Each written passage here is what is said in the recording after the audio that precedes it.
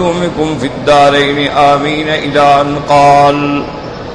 وقال الإمام أحمد حدثنا عبد الصمد قال حدثني أبي قال حدثنا واصل مولى ابن عيينة قال حدثني خالد بن عرفة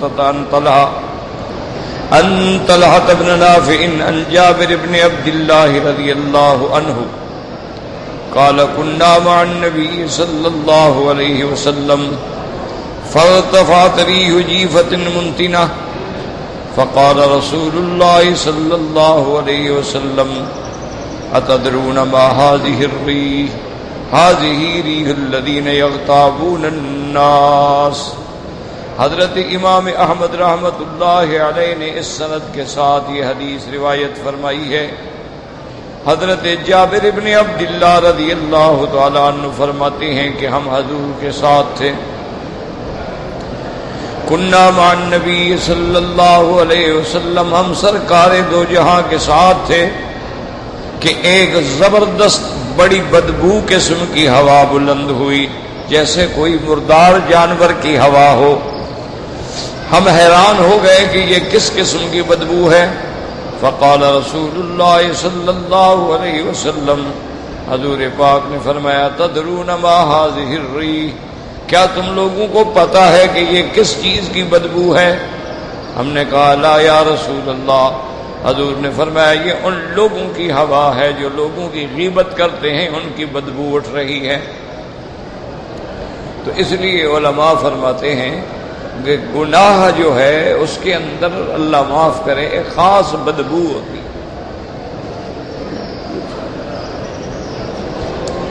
اور اعمال صالحہ جو ہیں ان کے اندر ایک خاص اللہ نے خوشبو رکھی ہوئی.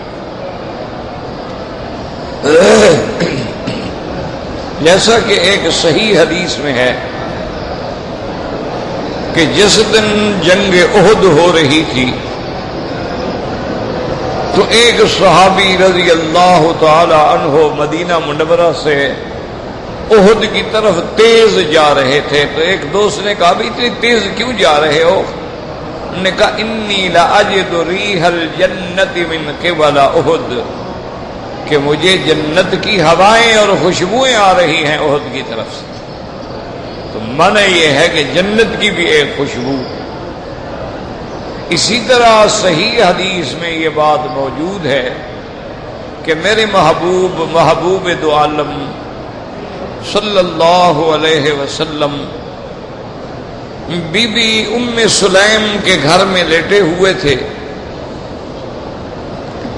اور آپ جو چٹائی پہ لیٹے ہوئے تھے, کوئی بستر تو تھا نہیں, نہ کوئی فراش تھا نہ بستر تھا, سادہ سا کھجور کے چھڑیوں کی بنی ہوئی چٹائی پہ آپ لیٹے تھے, اور گرمی کا دور تھا.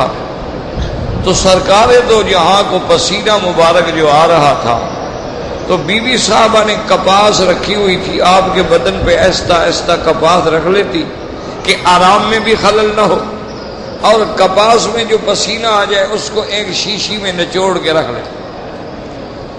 حضور صلی اللہ علیہ وسلم بیدار ہو گئے. آپ نے فرمایا ماذا تفعلین, تم کیا کر رہی ہو؟ تو اس نے کہا حضور میں آپ کا پسینہ مبارک جو ہے جمع کر رہی ہوں.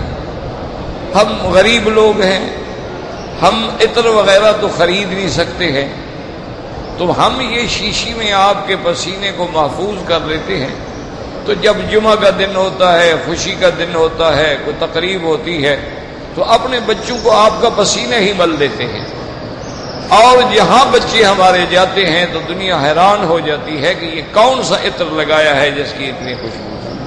تو حضور صلی اللہ علیہ وسلم کے پسینے مبارک میں بھی خوشبو. اسی طرح بعض صحابہ یہ بھی فرماتے ہیں کہ رحمت دو جہاں جس گلی مبارک سے گزر جاتے تھے تو پوچھنا نہیں پڑتا تھا, بلکہ وہ گلیاں گواہی دیتی تھی کہ یہاں سے حضور گزر گئے. حضور صلی اللہ علیہ وسلم کی خوشبو جو ہے وہ پھیل جاتی تھی. تو اس لیے علماء فرماتے ہیں کہ اعمال صالحہ کا اثر جو ہے انسان کے چہرے پر بھی ہوتا ہے. سیماہم فی وجوہہم من اثر السجود, رات کی کثرت عبادت کی وجہ سے اللہ ان کے چہروں پہ ایک خاص نور پیدا فرما دیتی ہے۔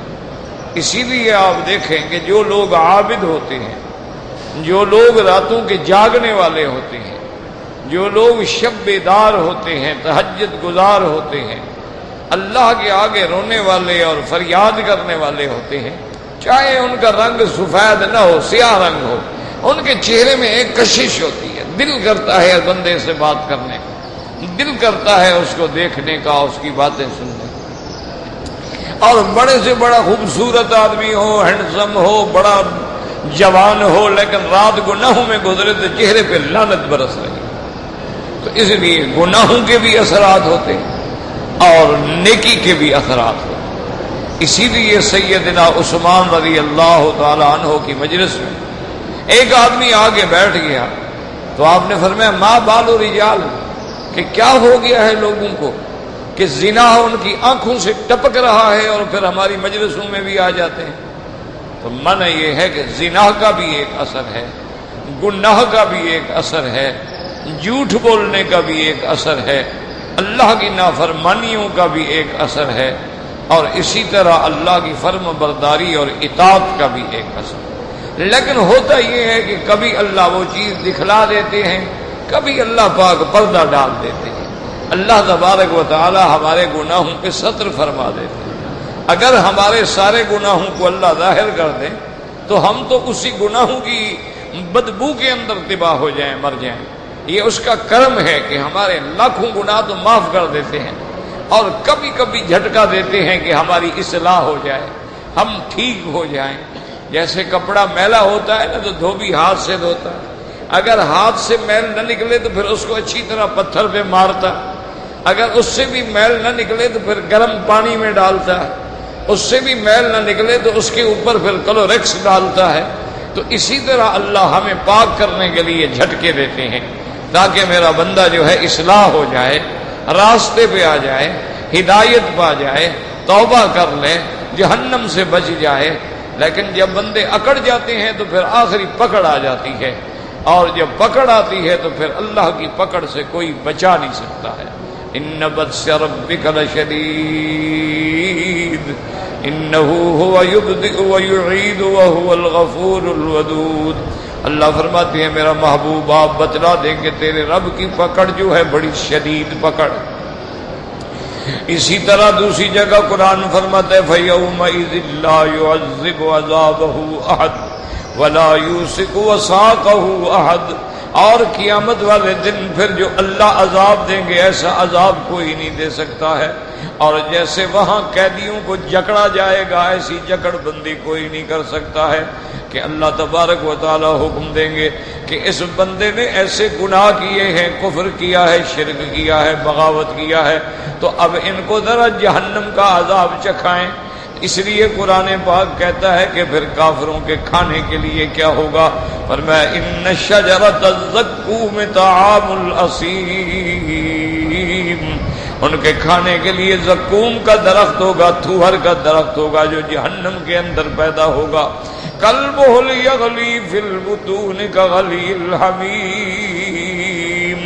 اللہ فرماتے ہیں ان کے کھانے سے پیٹ میں ایسی کھولن اٹھے گی، پھر حکم دیں گے خذوہ فغلوہ، پکڑ لو اس کو زنجیروں میں جکڑ کے جہنم کے اندر ڈالو، ثم صبوا فوق راسہ من ماء الحمیم، اس کے بعد حکم دیں گے کہ اس کے سر کے اوپر گرم پانی ڈالا جائے، اور جب اس کو حکم ہوگا چیخے گا، فریاد کرے گا کہ مجھے پانی پلاؤ، تو قرآن کہتا ہے فَشَارِبُونَ شُرْبَ الْهِیمِ، ان کو وہ پانی ایسا پلایا جائے گا نعوذ باللہ ثم نعوذ باللہ کہ جب پانی قریب کریں گے تو یشوی الوجوہ بئس الشراب وساعت مرتفقا، جب پانی قریب کریں گے تو سارے منہ کی چہرے کی جلد جو ہے وہ اڑ جائے گی، اور پانی جب اندر جائے گا فَسُقُوا مَاءً حَمِیمًا فَقَطَّعَ أَمْعَاءَهُمْ، جہاں جہاں سے پانی گزرتا جائے گا آنتیں کٹتی چلی جائیں گی۔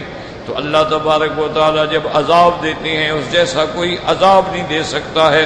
اللہم انا نسألک رضاک والجنۃ ونعوذ بک من سخطک والنار. اللہ اپنے عذاب سے ہمیں نجات عطا فرما دے, اللہ اپنی رحمت کا معاملہ فرما دے, اللہ تبارک و تعالی عفو درگزر کا معاملہ فرما دے.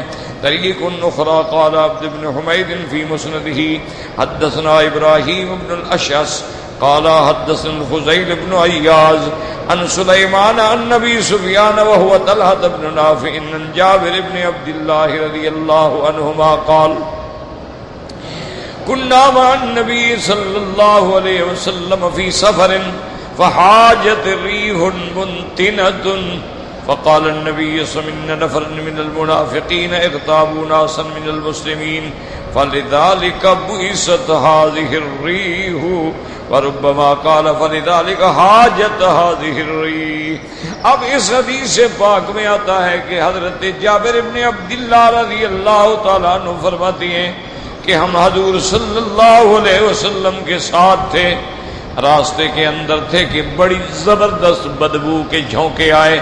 حضور پاک نے فرمایا کہ کچھ منافقین نے مسلمانوں کی غیبت کی ہے, اس کی وجہ سے یہ بدبو جو ہے اٹھی ہے, تو ان کی اس غیبت کی وجہ سے یہ بدبو آ رہی ہے. وقال السدی فی قوله تبارک و تعالی ایحب احدکم ان یاکل لحم اخیہ میتا.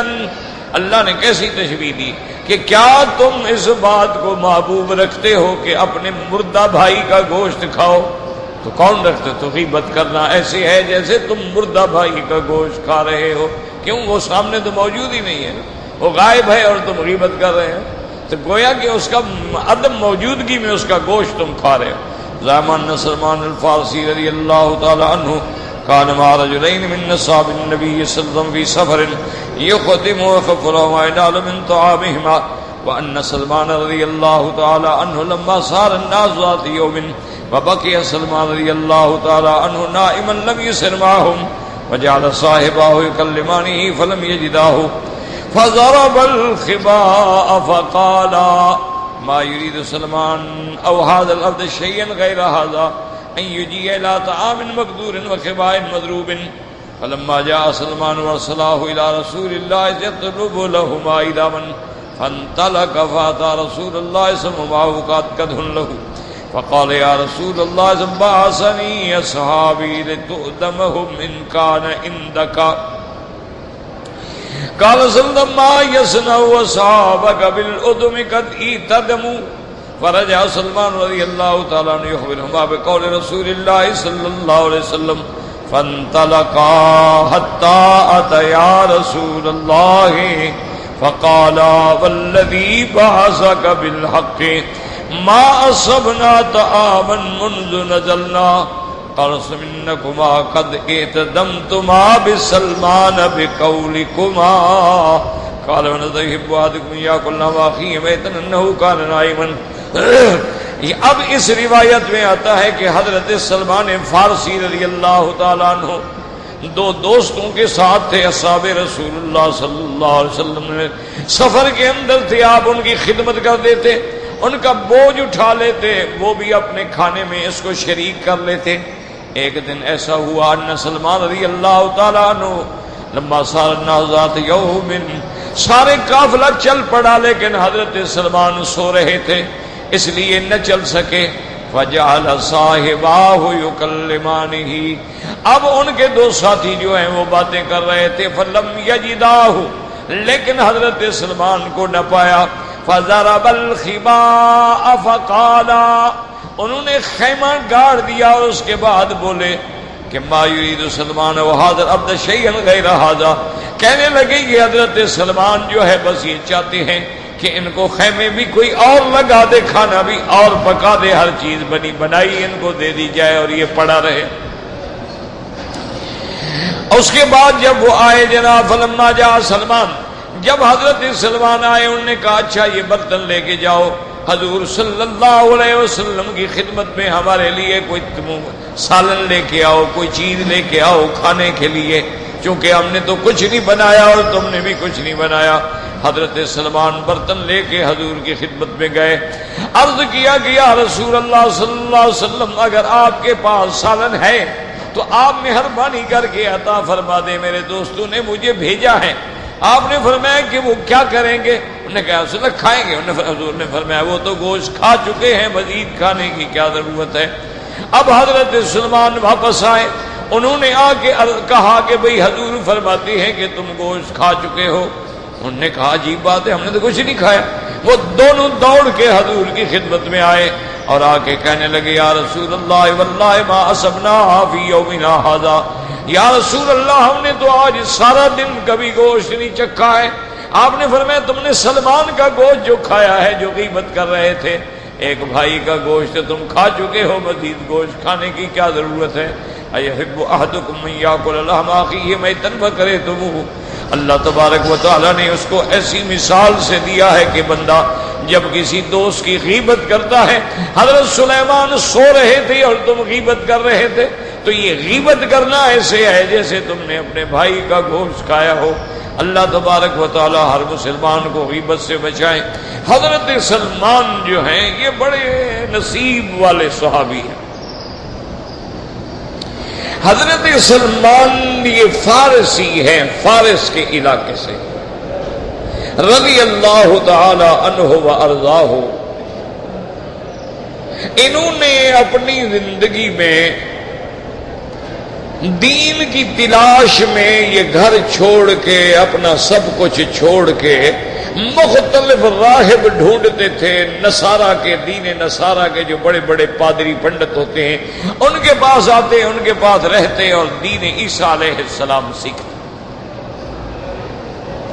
اتفاق ایسا ہوا کہ ایک راہب کے پاس آپ تھے، وہ فوت ہو گیا،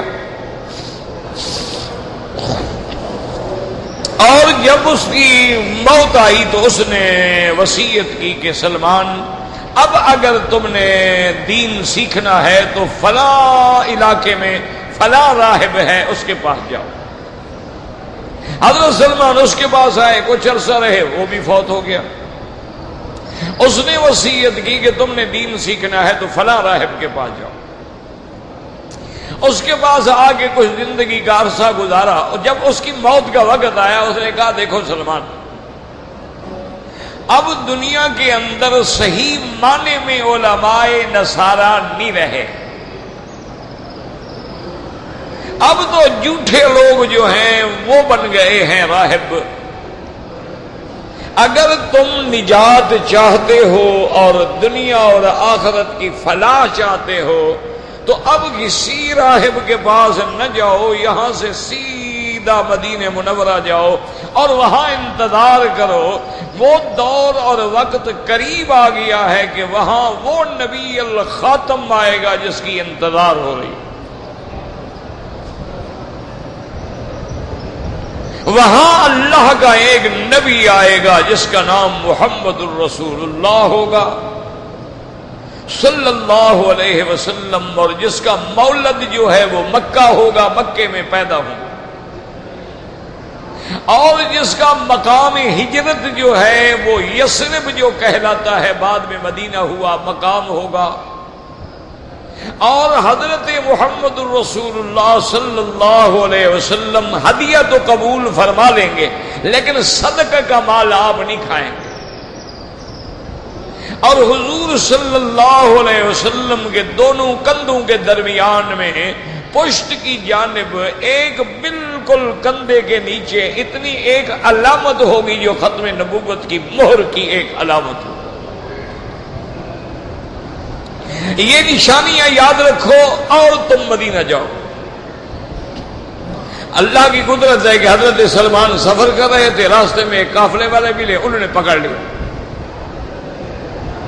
پکڑنے کے بعد انہوں نے حضرت کو کہا کہ ہمارا غلام ہے، غلام بنا کے بیچ دیا اور پیسے لے لیے۔ جنہوں نے بیچا تھا اور جنہوں نے خریدا تھا وہ حضرت سلمان کو لے کے مدینہ منورہ میں آئے، اور آگے ایک بنی قریظہ کا یہودی تھا، بہت بڑا تاجر تھا، اس نے ان سے پھر حضرت سلمان کو خرید لیا۔ اب غلام در غلام بکتے گئے اور آپ اس کے باغ میں کام کرتے تھے۔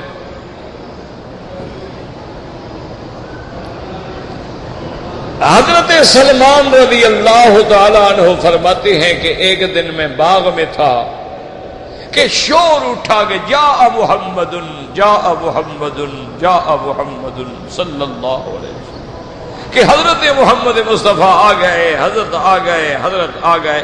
میں سوچ رہا کہ بھئی میں جس نبی کی تلاش میں ہوں کوئی وہی پیغمبر تو نہیں آ گئے۔ کہتے ہیں کہ میں نے پھر جو ہے صحابہ سے پوچھا، لوگوں سے پوچھا کہ این محمد صلی اللہ علیہ وسلم، نے کہا کہ آپ تو قباء میں ہیں، مسجد قباء کے ساتھ وہاں قیام ہے۔ حضرت سلمان فرماتے ہیں کہ میں نے باغ سے کچھ کھجوریں لی اور کھجوریں لے کر میں قباء میں پہنچا، حضور صلی اللہ علیہ وسلم کی زیارت کی، آپ کا نام پوچھا، انہوں نے کہا کہ آپ کا نام محمد ہے، ابن عبداللہ ہے، ابن عبد المطلب ہیں، آپ قرشی ہاشمی ہیں، آپ کا مولد مکہ ہے اور آپ کا مقام ہجرت فرما کے آپ مدینہ آئے ہیں۔ میں نے کہا یہ تو ساری نشانیاں مل گئیں۔ اب میں نے حضور کی خدمت میں کھجوریں پیش کی تو آپ نے فرمایا کیا ہے بھی، کیا بات ہے؟ میں نے کہا یا رسول اللہ میں ملنے آیا ہوں، یہ خیرات صدقے کی کھجوریں ہیں۔ آپ نے فرمایا میرے صحابہ کو دے دو، میں صدقہ نہیں کھاتا۔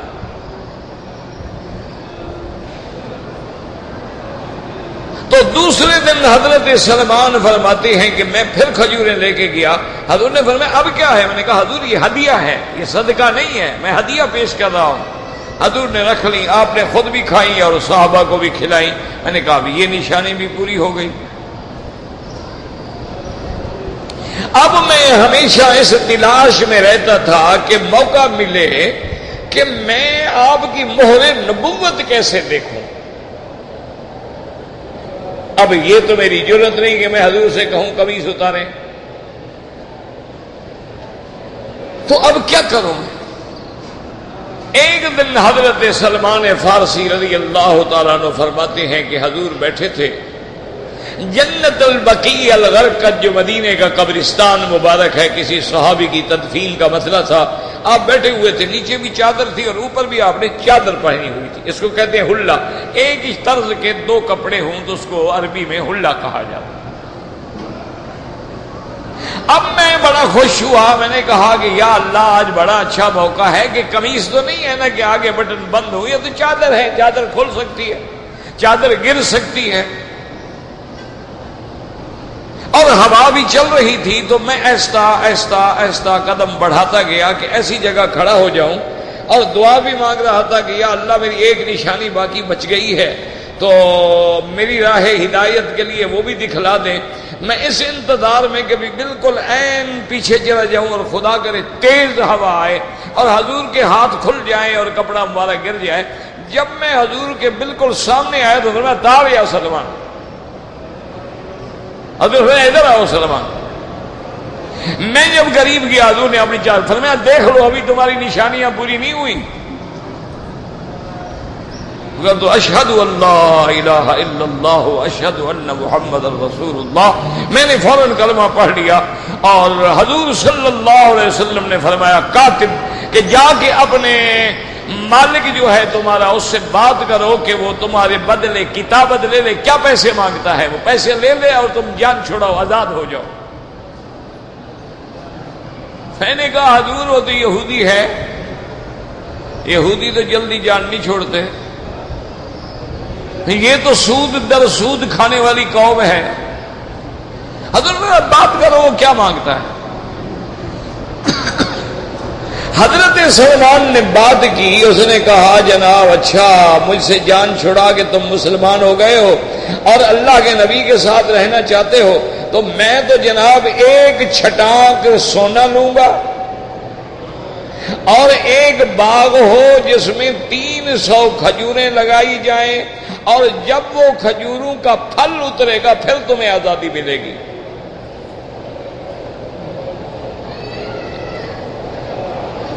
حضرت سلمان فرماتے ہیں کہ میں اداس چہرہ لے کے حضور کی خدمت میں آیا، حضور نے میرا چہرہ دیکھا، فرمایا ماذا کیا بات ہے؟ میں نے کہا حضور کیا بات ہے؟ اب یہ تو ایسی شرط ہے کہ میرے پاس تو ایک ماشا سونا نہیں اور ایک اوقیہ سونا میں کہاں سے لے آؤں؟ پھر 300 کھجوریں کہاں سے لاؤں؟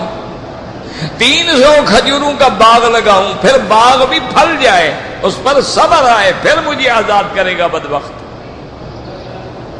حضور نے فرمایا عثمان کیوں پریشان ہوتے ہو؟ اللہ تبارک و تعالیٰ کی ذات بڑی عظیم ہے، قدیر ہے، رحیم ہے، وہ جب چاہتے ہیں راستے پیدا فرما دیتے ہیں، تم پریشان کیوں ہوتے ہو؟ حضرت سلمان فرماتے ہیں کہ آپ نے صحابہ کو حکم دیا کہ بھی سارے صحابہ مل کر حضرت سلمان کی مدد کرو۔ ہر انصاری جس کے بعد باغ ہے، کوئی 2 کھجوریں، کوئی 4، کوئی 10، جتنا دے سکتا ہے عثمان کو، حضرت سلمان کو دو۔ وہ بیٹھے بیٹھے 300 کھجوریں کا فیصلہ ہو گیا۔ اور آپ نے فرمایا کہ بھی تم سارے صحابہ جا کے اس کی مدد کرو، وہاں گڑھے کھودو اور کھجوریں وہاں رکھ دو، میں جب تک نہ آؤں کھجوروں کو مٹی میں گاڑنا نہیں ہے، میں خود لگاؤں گا سلمان کی کھجوریں۔ حضور صلی اللہ علیہ وسلم تشریف لائے، آپ نے کچھ کھجوریں خود اتاری، باقی صحابہ کو حکم دے دیا، باغ لگ گیا۔ واپس مسجد نبوی میں آئے، ایک آدمی نے ایک چھوٹا سا ڈلہ سونے کا آگے پیش کیا کہ یا رسول اللہ یہ خیرات میں کسی کو دے دیں۔ حضور نے فرمایا سلمان ادھر آؤ بھائی، لے جاؤ تم اپنے اس مالک کو یہ سونا۔ اس نے کہا حضور یہ تو تھوڑا سا ہے، وہ تو آؤ کیا مانگتا ہے، اور نہ تم لے جاؤ نا، تمہیں کیا جو ہے وہ تو لے جاؤ نا۔ حضرت سلمان فرماتے ہیں کہ میں وہ لے کے آیا تو اس نے باقاعدہ ترازو منگوایا، اور جب وزن کیا تو ٹھیک ایک آؤ کیا ہو گیا، وہ جو مانگتا تھا پورا ہو گیا۔ انہوں نے کہا کہ بھائی اب بات یہ ہے کہ میں بھی زبان سے نہیں پھرتا، جاؤ میں نے تمہیں آزاد کیا۔ تو سلمان فارسی جو ہیں آزاد ہو گئے۔ اب چونکہ ان کا نہ گھر ہے نہ در ہے، تو حضور نے فرمایا سلمان منا من اہل البیت، کہ سلمان آج کے بعد تم بھی گویا میرے گھرانے کا ایک فرد ہو۔ اور یہ سلمان فارسی پتہ ہے کتنا، 250 سال ان کو اللہ نے عمر دی ہے، اتنا طویل العمر تھے حضرت سلمان فارسی رضی اللہ تعالیٰ۔ اور یہ سلمان فارسی ہیں جن کی طرف حضور نے اشارہ فرمایا تھا کہ ان کے علاقے سے، ان کی نسل سے کچھ لوگ ایسے پیدا ہوں گے جو دین اگر سریا پہ بھی ہوگا تو ڈھونڈ کے لے آئیں گے۔ تو اللہ نے پھر جتنے لوگ ہیں سارے فارس سے پیدا کیے۔ حضور صلی اللہ علیہ وسلم کی پیشین گوئی جو تھی وہ پوری ہوئی، اس لیے بعض علماء نے تو لکھا ہے کہ وہاں ابو حنیفہ جو تھے وہ بھی فارسی نسل تھے۔ تو حضور صلی اللہ علیہ وسلم کی پیشین گوئی کا ایک نشانہ یعنی وہ بھی ہیں، اور بھی ہزاروں محدثین ہیں، ہزاروں علماء ہیں، ہزاروں فقہا ہیں، ہزاروں ائمہ دین ہیں۔ تو بہرحال تو یہ ایسے اثرات ہوتے ہیں کہ حضرت سلمان کو انہوں نے تانا دیا کہ دیکھو جی یہ تو کام کرنا ہی نہیں چاہتا نا، خیمہ لگا لگایا دے دو، کھانا پکا پکایا اس کو دے دو، بس یہ تو پڑا رہتا ہے۔ تو غیبت کی، اس غیبت کی وجہ سے حضور ناراض ہوئے، فرمایا اچھا تم تو سلمان کا گوشت کھا رہے تھے، ابھی نہیں کھایا تم نے گوشت، اس لیے حضور صلی اللہ علیہ وسلم ناراض ہوئے۔ تو یہ بھی غیبت ہے۔ وروى الحافظ الضياء المقدسي في كتابه المختار من طريق حسان بن هلال عن حماد بن سلمة عن ثابت عن انس بن مالك رضي الله تعالى عنه قال كانت العرب تخدم بعضها بعضا في الاسفار وكان مع ابي بكر رضي الله عنهما رجل يخدمهما فناما فاستيقظا ولم يهيئ لهما طعاما فقالا ان هذا لنؤوم فايقظاه فقال له ائت رسول الله صلى الله عليه وسلم فقل له ان ابا بكر وعمر رضي الله عنهما يقرئانك السلام ويستأذنانك فقال انهما قد ائتدما فجاء فقال يا رسول الله صلی اللہ علیہ وسلم بأي شيء ائتدمنا فقال بلحم اخيكما والذي نفسي بيده اني لارى لحمه بين ثناياكما فقال رضي الله عنهما استغفر لنا يا رسول الله فقال مراه فليستغفر لكما۔ اس روایت میں آتا ہے کہ عرب جو ہیں اپنے ساتھ خادم رکھتے تھے، حضرت ابی بکر حضرت عمر رضی اللہ تعالی عنہما کے ساتھ بھی ایک خادم تھا۔ سو گئے، جب آپ بیدار ہوئے تو اس نے حضرت کے لیے کوئی طعام کوئی کھانا تیار نہیں کیا تھا، تو ان دونوں نے فرمایا ان ھذا لنؤم، یہ تو بھائی بڑا نیند کا پتوالا ہے، جب دیکھو سوتا رہتا ہے اس کو اٹھاؤ. اس کو اٹھایا, انہوں نے کہا تم نے کھانا تو نہیں بنایا, جا کے ہمارے لیے حضور صلی اللہ علیہ وسلم سے طلب کرو, اگر ہو سکتا ہے آپ کے پاس کوئی ادام ہو, کوئی سالن ہو تو لے کے آؤ. جب وہ آئے تو حضور نے فرمایا ان سے جا کے کہو کہ تم نے ابھی تو گوشت کھایا ہے, اور گوشت کیا مانگتے ہو. پھر حضرت ابو بکر حضرت عمر حاضر ہوئے, انہوں نے کہا یا رسول اللہ صلی اللہ علیہ وسلم ہم نے تو گوشت نہیں کھایا. آپ نے فرمایا ابھی تو تم اپنے دوست کا گوشت کھا رہے تھے جب اس کی غیبت کر رہے تھے کہ یہ سونے والا ہے, کوئی کام نہیں کرتا ہے. تو انہوں نے عرض کیا کہ یا رسول اللہ, اللہ سے ہمارے لیے معافی مانگیں, استغفار فرمائیں, ہماری غلطی ہو گئی. حضور نے فرمایا کہ نہیں, اس سے کہو کہ تمہیں معاف کرے جس کی تم نے غیبت کی ہے. تو اس لیے مسئلہ ہے کہ غیبت جو ہے جہاں اللہ کی طرف سے حقوق اللہ میں شامل ہے, وہاں حقوق العباد میں بھی شامل ہے. اگر تم نے کسی کی غیبت کی ہے تو اس بندے سے بھی جا کے بخشوانا ہوگا, تب جا کے گناہ معاف ہوں گے. حدثنا محمد بن مسلمة محمد بن اسحاق عن ابي موسى بن سعد نبي هريرة رضي الله تعالى عنه قال قال رسول الله صلى الله عليه وسلم اكل من لحم اخيه في الدنيا فرب قرب اليه لحمه في الاخره يقال له كل ميتا كما اكلت حيا قال فياكله يكلا ويسي قريب جدا. حضور نے فرمایا جو بندہ غیبت کر کے اپنے بھائی کا گوشت کھاتا ہے, قیامت میں اس کو پیش کیا جائے گا, حکم دیا جائے گا کہ کھاؤ. اب وہ کیسا کھائے, لیکن کھانا بھی پڑے گا, وہ چیخے گا, فریادیں کرے گا. لیکن اس روایت میں غرابت ہے. وَقَوْلُوا عَزَّ وَجَلَّ وَاتَّقُوا اللَّهَ, اللہ نے حکم دیا. اصل بات یہ ہے کہ تم اللہ سے ڈرو. جب اللہ کا ڈر دل میں پیدا ہو جاتا ہے تو پھر سارے مسئلے حل ہو جاتے ہیں. وَاتَّقُوا اللَّهَ فِيمَا أَمَرَكُم بِهِ وَنَهَاكُمْ عَنْهُ فراقبوه فی ذلک واخشوا منہ. اللہ نے جو تمہیں حکم دیا ہے, اللہ نے جن چیزوں سے تمہیں منع کیا ہے, تم اللہ سے ڈرو اور اللہ کے احکام کی پابندی کرو. ان اللہ تواب الرحیم, اے تواب اللہ من تاب الیہ رحیم لمن رجع الیہ واعتمد علیہ. اللہ تبارک و تعالی توبہ قبول فرمانے والے ہیں اپنے بندوں کی جب توبہ کرتے ہیں, جب اللہ کی طرف لوٹتے ہیں تو اللہ مہربانی فرما کے ان کے گناہ معاف کر دیتے ہیں. قال الجمهور من العلماء طریق المعتبر الناس فی توبتی اقران ذلك بیعدم اللہ یعود وهل یشترط الندم ولا ما فات فیہ نزاع.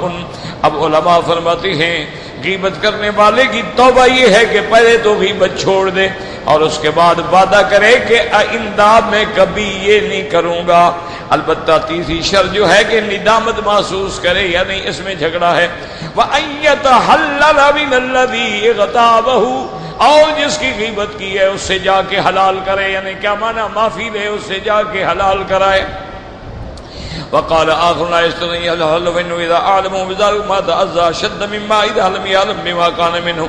بعض علماء کہتی ہیں کہ اس سے معاف کرانے کی ضرورت نہیں ہے, کیونکہ جب اس کو جا کے کہے گا کہ میں نے تیری غیبت کی ہے تو اس کو تو زیادہ تکلیف پہنچے گی, جو اسے نہیں سنی ہے اس سے بھی زیادہ ہوگی. فطریقہ اذا ان يسعى ما فيه من المجاز الذي كان يذمه فيها. تو بعض علماء فرماتے ہیں کہ اس کا طریقہ یہ ہے کہ جس کی تم غیبت کرتے رہے ہو پھر مختلف مجالس میں اس کی تعریف کیا کرو تاکہ اس کا بدلہ ہو جائے, اس کا بدلہ, اس کا مکافات ہو جائے. وَإِن يَرُدَّ عَنْهُ الْغِيبَةَ بِحَسْبِهِ وَطَاقَتِهِ, اور اگر کوئی دوسرا اس کی غیبت کرے تو اس کی غیبت سے ان کو روکے, تِلْكَ بِتِلْكَ, تاکہ اس کا بدلہ ادا ہو جائے. كما قال الامام احمد حدثنا احمد بن الحجاج قال حدثنا عبد الله قال اخبرنا يحيى بن ايوب عن عبد الله بن سليمان ان اسماعيل بن يحيى المعافري اخبره ان سالم بن معاذ بن الجهني اخبره عن النبي رضي الله عنه ان النبي صلى الله عليه وسلم قال من حمى مؤمنا من منافق يغتابه باز اللہ تعالیٰ علیہ ولیکن یحمال احمد یوم القیامۃ من نار جہنم. حضور نے فرمایا اگر کوئی بندہ کسی کی حمایت کرے, غیبت کوئی کر رہا ہو اس کو غیبت سے روک دے, اپنے بھائی کو بچائے, اپنے بھائی کی حفاظت کرے, اللہ تبارک و تعالیٰ قیامت میں اس کے لیے فرشتہ بھیجیں گے جو اس کو جہنم کی آگ سے بچائے گا. ومن رمى مؤمنا بشيء يريد صبه حسبه الله تعالى جسر جہنم حتى يخرج مما قال. اگر کسی نے کسی بندے کو گالی دی ہے, اگر کسی نے کسی بندے کو تہمت لگائی ہے تو اس کو پل صراط پہ روک لیا جائے گا جب تک کہ اس سے نہ نکلے، اس کو اجازت نہیں ملے گی کراس کرنے کی، اللہ معاف کرے۔ وقال رواه ابو داود من حديث عبد الله والمبارك به بنحوه وقال ابو داود اذن حدثنا اسحاق بن صباح قال حدثنا ابن ابي مريم قال اخبرنا الليث قال حدثني يحيى بن سليم انه سمع اسماعيل الشيني يقول سمعت جابر بن عبد الله ابا طلحه الانصاري رضي الله عنهما يقول عنه قال رسول الله صلى الله عليه وسلم من امرئ يخدم امرأ مسلما في موضع تنطق فيه حرمته وينطق فيه من ارضه الا خذله الله تعالى في مواطن يحب فيها نصرته۔ حضور پاک نے فرمایا کہ اگر کوئی بندہ کسی دوسرے مسلمان کی حرمت کی توہین کر کے اس کو نقصان پہنچاتا ہے، اس کی عزت سے کھیلتا ہے، اللہ تبارک و تعالیٰ اس پہنچانے والے کو رسوا کر دیں گے ایسے مقام پہ جہاں یہ اپنی عزت چاہتا ہوگا۔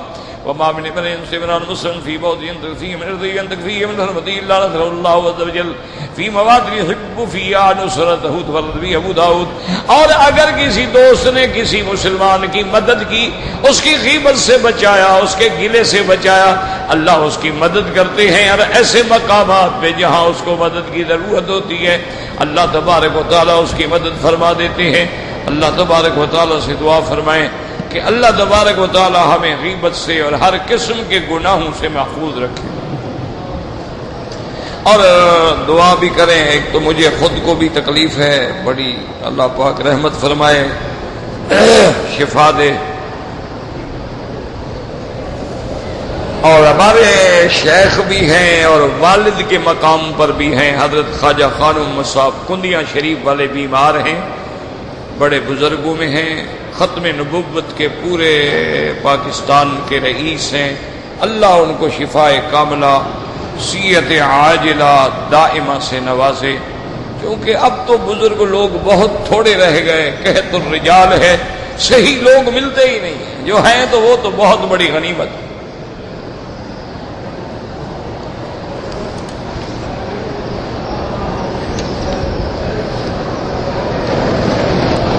نماز جنازہ میں ہر تکبیر پر ہاتھ اٹھانا جو ہے احناف کے نزدیک نہیں، حنفی مسلک میں ہے کہ وہ ہاتھ باندھ کے کھڑا رہے اور کسی تکبیر پہ ہاتھ نہ اٹھائے،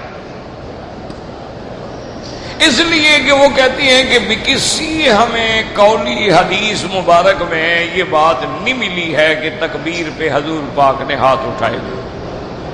بہرحال باقی اما اٹھاتے ہیں۔ یہ یاد رکھو، پہلی بات یہ ہے کہ پتہ نہیں لوگوں کو آج کل انہی مسئلوں کا کیا ہو گیا ہے، نہ یہ فرض ہیں نہ واجبات ہیں نہ کفر اسلام کی جنگ ہے۔ بعض ائمہ کے نزدیک ہاتھ اٹھانا جو ہے افضل ہے، بعض کے نزدیک نہ اٹھانا افضل ہے۔ یہ تو مستحب معاملات ہیں، اس میں جھگڑے کی ضرورت ہی نہیں ہے کہ آدمی ٹکرے بھی مارے اور اختلاف بھی کرے اور بلا وجہ اپنے آپ کو مسلمانوں میں فرقہ ڈالنے کا ذریعہ بنائے۔ کوئی اٹھا لیتے ہیں، کوئی نہیں اٹھاتے ہیں، بات ختم ہو گئی۔ بہرحال ہمیں کوئی حدیث مبارک نہیں ملی ہے جس میں باقاعدہ وضاحت ہو کہ سرکار دو جہاں نے حکم دیا ہو کہ جنازے کے 4 تکبیروں میں ہاتھ اٹھاؤ۔ اگر ایسی حدیث کسی دوست کو مل جائے ہمارے آنکھوں پر،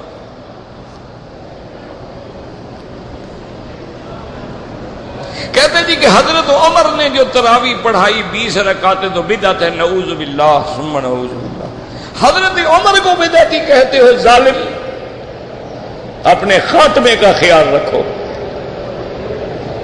اگر حضرت عمر جیسا خلیفہ راشد جس کے عمل کو نبی فرماتا ہے میری سنت اور میرے خلفاء کی سنت، تم اس کے عمل کو بدعت کہتے ہو، خدا سے نہیں ڈرتے ہو؟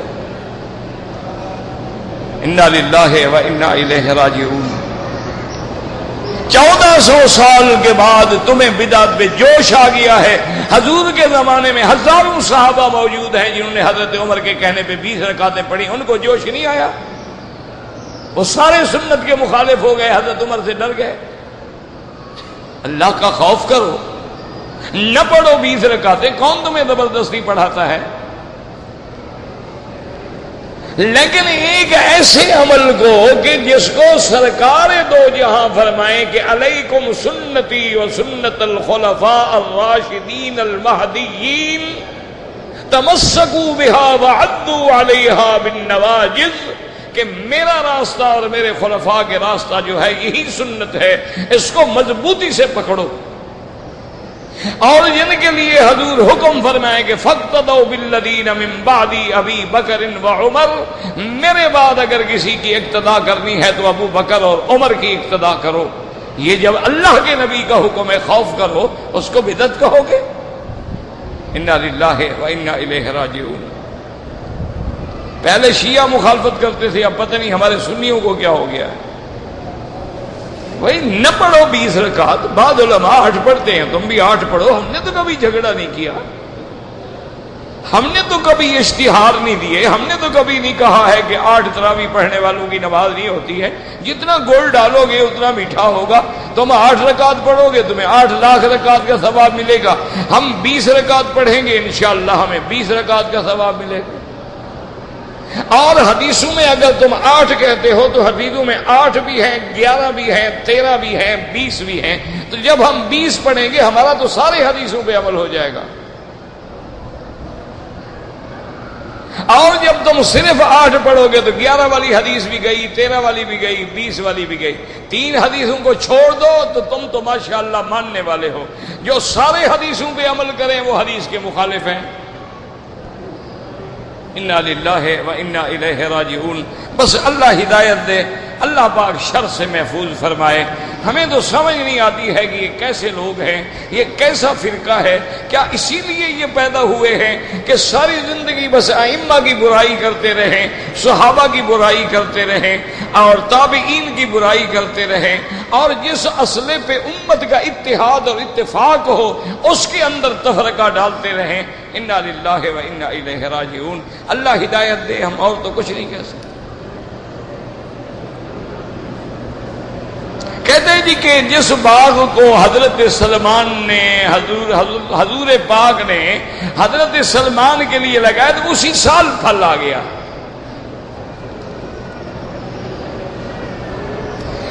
اگر عورت حیض کی حالت میں ہے تو مسجد الحرام میں داخل ہو سکتی ہے۔ دیکھو نا، اب ایسا مسئلہ ایک اندھا بھی جانتا ہے۔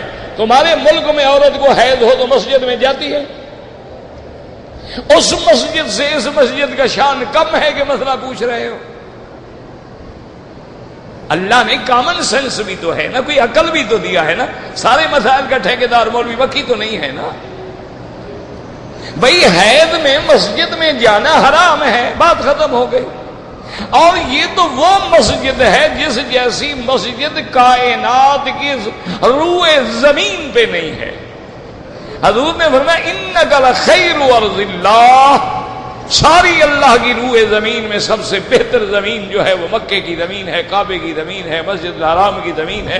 فرمایا انک لاحب ارض اللہ الی اللہ، آپ نے فرمایا کہ اے کعبہ مجھے اللہ کی قسم ہے ساری زمین کے ٹکڑوں میں سب سے محبوب اللہ کو اگر ہے تو یہ زمین ہے۔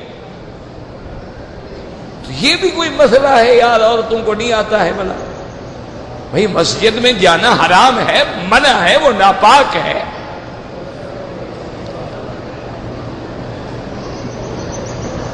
اگر سورۃ یاسین کسی کو یاد ہو بڑی فضیلت ہے، لیکن حافظ قرآن تو نہیں کہیں گے نا۔ حافظ قرآن تو وہ ہوتے ہیں جن کو پورا قرآن یاد ہوتا۔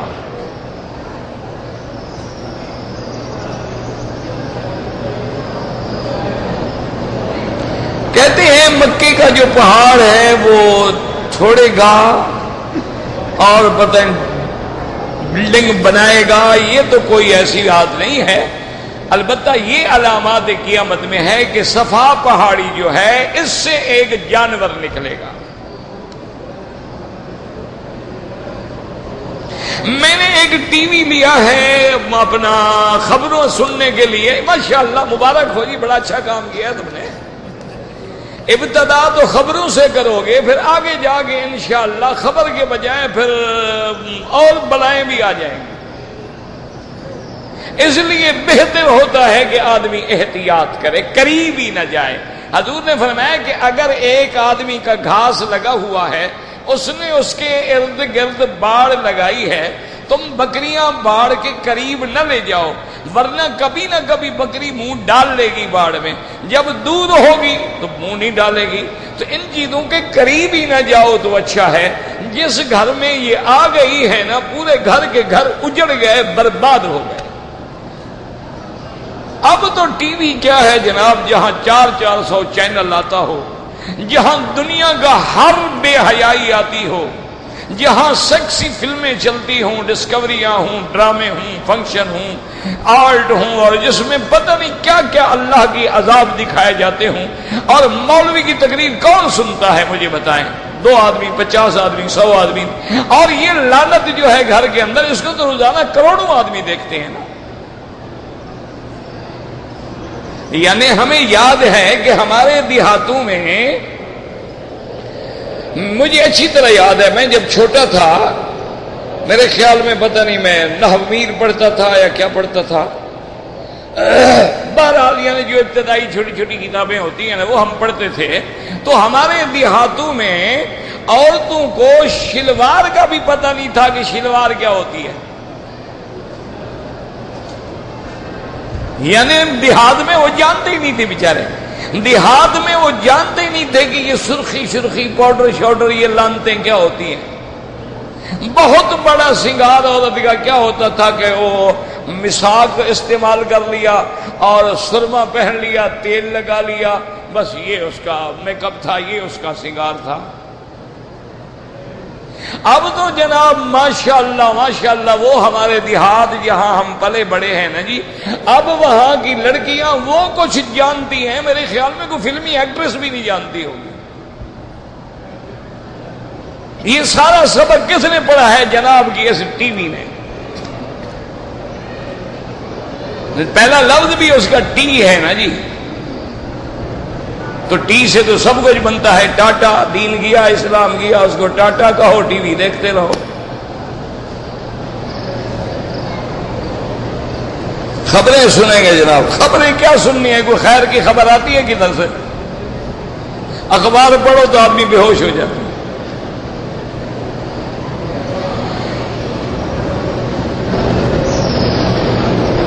میں حاجیوں کے گروپ کے ساتھ خدمت میں ہوں، مدینہ شریف گیا، واپسی میں میں نے عمرے کی نیت کی تھی، احرام مسجد عائشہ سے باندھا تو آپ پہ دم پڑ گئی۔ یا تو آپ عمرے کی نیت ہی نہ کرتے نا، اسی خدمت میں رہتے کہ بھی میں اپنی ڈیوٹی میں ہوں۔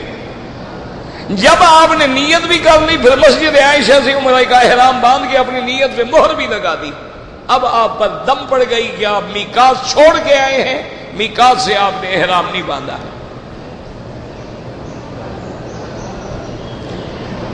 اور مسجد عائشہ کے بعد بھی بس نہیں روکی، بس سیدھا حرم کے پاس آ گئی، ماشاءاللہ۔ تو پھر کیا ہو گیا؟ پھر تمہارا تو عمرہ ہی نہیں ہوا۔ عمرہ دوبارہ کر لو مدینے جا کر، تو دم سے بھی بچ جاؤ گے اور ہر چیز سے بچ جاؤ گے۔ فوراً مدینے شریف چلے جاؤ، 30 ریال لگیں گے جاتے ہوئے، 30 آتے ہوئے، زیارت بھی ہو گئی، مسجد نبوی میں نماز بھی ہو گئی، عمرہ کر کے آ جاؤ، ورنہ دم میں تو 300-400 ریال لگے گا۔ کہتے تھے کہ جنت میں جو سب سے کم درجے کا جنتی ہوگا اس کو بھی حور ملے گا، فکر نہ کرو، سب کو ملے گا۔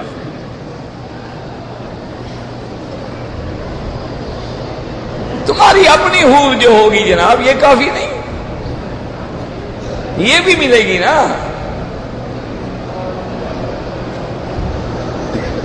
سرکار دو عالم کے جو نکاح میں بیویاں ہیں وہ حضور کو ملیں گی، تمہیں ملے گی، حضور کو نہیں ملیں گی۔ یار کیوں جاہلوں والی باتیں کرتے ہو؟ خدا کے لیے کیوں چڑھاتے ہو مجھے؟ اور پھر سرکار کے بارے میں، جہاں اگر کروڑوں حصے جتنی بے ادبی ہو جائے تو جہنم۔ کوئی عقل کرو، تم کون ہو مائی کے لال حضور کی بیویوں کے بارے میں پوچھنے والے؟ شرم کرو، وہ ہماری مائیں ہیں، امہات المومنین ہیں۔ تمہیں تمہاری بیوی ملے گی، انبیاء کو نہیں ملیں گی۔ لا حول ولا قوت الا باللہ۔ کہتے ہیں جی کہ تقلید کی ضرورت نہیں ہے، صرف قرآن پہ عمل کرو۔ بالکل ٹھیک ہے جناب، قرآن شریف میں دکھاؤ کہ بھینس حلال ہے، کرو عمل قرآن پہ۔ قرآن کی کوئی آیت پڑھ کے مجھے دکھاؤ کہ مغرب کی 3 رکعتیں ہیں اور عشاء کی 4 ہیں. جب یہ آیت لے آؤ گے نا پھر صرف قرآن پہ عمل کرنا، باقی کسی بات پہ عمل نہ کرنا.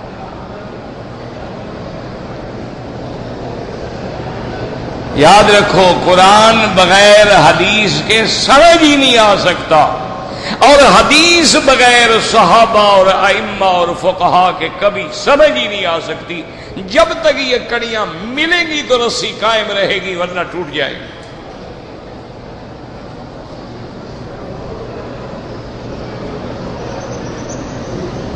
ہمارے ہاں دوائی کا کاروبار ہے، قیمت 300 روپے، ہم یہ دوائی 50 روپے میں خرید رہے ہیں، 60 روپے میں بیچ رہے ہیں. جو ڈاکٹر ہم سے 60 روپے کی لے رہے ہیں تو 300 میں یا 200 میں بیچ کے، مجھے سمجھ نہیں آیا ہے، قیمت 300 ہے تمہیں 50 میں کیسے مل جاتی ہے؟ صاف بات ہے کہ حرام کا مال ہے. جب کپڑا چوری کا ہوگا تو پیمائش بھی لکڑی کے ساتھ ہوگی نا. پھر سیدھی بات ہے حرام ہے، تم سارے مل کے حرام کھا رہے ہو.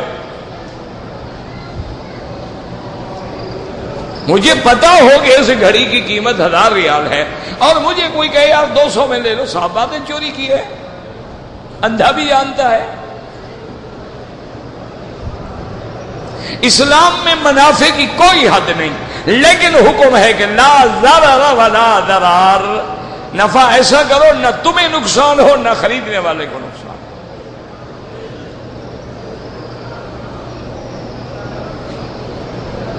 اگر کوئی افسر ظلم کرتا ہے، اس کے ظلم سے بچنے کے لیے رشوت دیتے ہیں تو تم پہ گناہ نہیں، پھر لینے والے پہ لعنت ہے.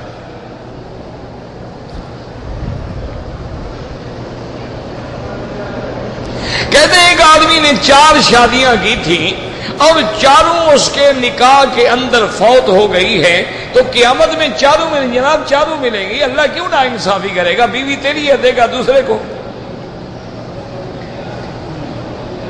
نہ تم نے کبھی دنیا میں شادی کر کے بیوی اپنی کسی دوسرے کو دی ہے؟ تو اللہ انصاف نہیں کرے گا. یعنی عقل پردے کو ڈھیلے ہو گئے ہیں، کیا ہو گیا ہے؟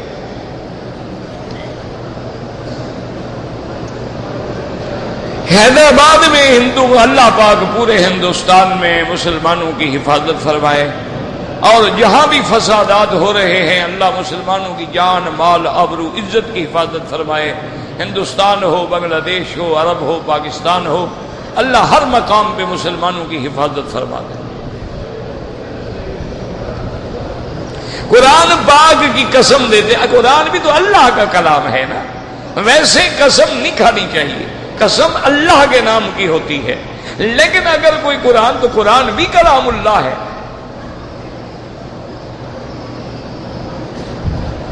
ایک آدمی دوزخی ہے، اس کی بیوی جنتی ہے، تمہیں کیسے پتا ہے وہ دوزخی ہے؟ نہیں، تمہارے پاس کوئی ٹکٹ ہے دوزخ جنت کی؟ یا دوزخی کا معنی ہے کہ وہ کافر ہے. اگر کافر ہے تو اس کی بیوی مسلمان ہو ہی نہیں سکتی، کافر اور مسلمان کا نکاح ہی نہیں ہوتا.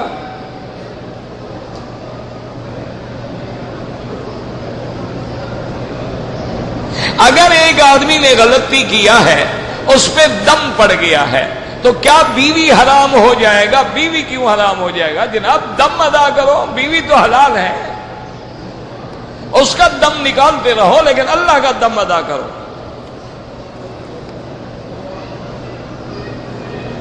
حجر اسود کو 2 بوسہ دیتے ہوئے اللہ اکبر وللہ الحمد. میں والدین کے لیے عمرہ بالکل کرو.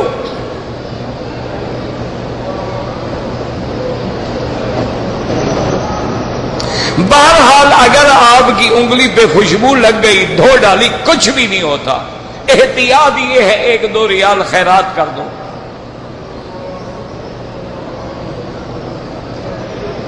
اگر کوئی آدمی انڈیا سے جدہ آ رہا ہے تو احرام باندھنا ضروری نہیں ہے. احرام تب ضروری ہوتا ہے جب آنے والے کی نیت مکے میں آنا ہو. سنا ہے کہ عصر اور مغرب کے درمیان میں کھانا نہیں کھانا چاہیے، پھر افطار والے روزے والے تو مر جائیں ماشاءاللہ. یہ پتہ نہیں مسئلے سنتے کہاں سے ہو تم، وہ بھی مہربانی کر کے سن راوی کا نام تو لکھا کرو نا۔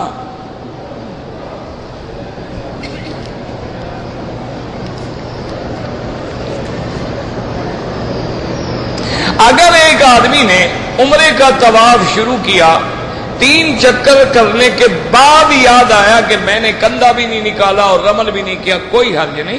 رمل ازدبا سنت ہے، کرتے تو تمہیں ثواب ملتا، نہیں کیا ہے تو جرمانہ کوئی نہیں۔ اگر صفا مروہ دوڑتے ہوئے احرام کی چادر سے چہرہ ڈھک گیا، کچھ بھی نہیں ہوتا۔ نماز تسبیح ایک نفلی عبادت ہے، کوئی پڑھنا چاہے پڑھے، نہ پڑھنا چاہے نہ پڑھے، بعض ضعیف روایات میں اس کا ثبوت ملتا ہے۔